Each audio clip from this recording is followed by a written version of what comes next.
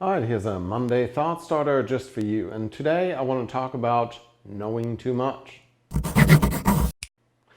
Nobody ever has all the answers. Matter of fact, no matter how well informed we are on a topic, even if we achieve mastery, there's still a lot to learn. Having said that, a lot of times we start on a venture knowing very little to absolutely nothing. This is really the most dangerous time when it comes to business because we don't know what we don't know. In other words, we don't even know what to ask.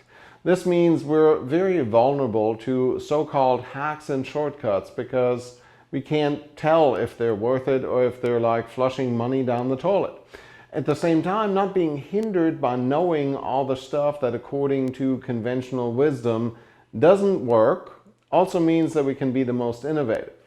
Without preconceived ideas about an industry, it is much easier to come up with new ways to do things. We often use 5 whys to determine the root cause of a problem. The idea is to use the answer for the first why question as the base for the second one, and so on. You'll usually get some very interesting answers out of this process, by the way.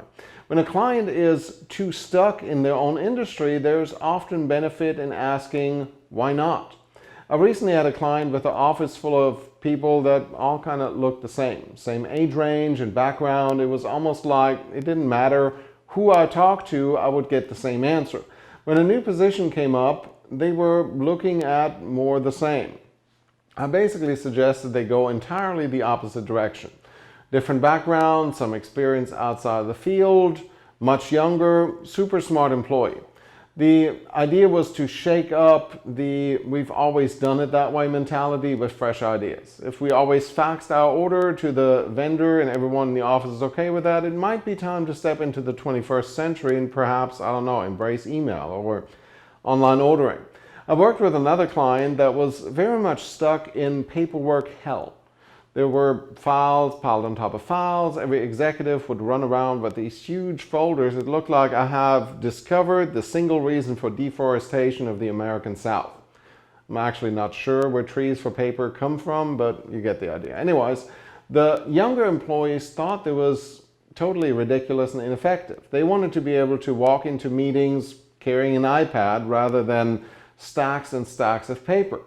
When we presented the document management system that we came up with to the CEO, which by the way we did in a meeting off-site using iPads, I could literally see the lights come on. He just never stepped out of his comfort zone to see how much time and money the new way of doing things could save.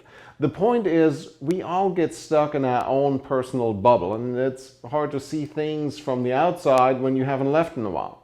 I love going to conferences to see new tech, but also to see what everyone else is doing.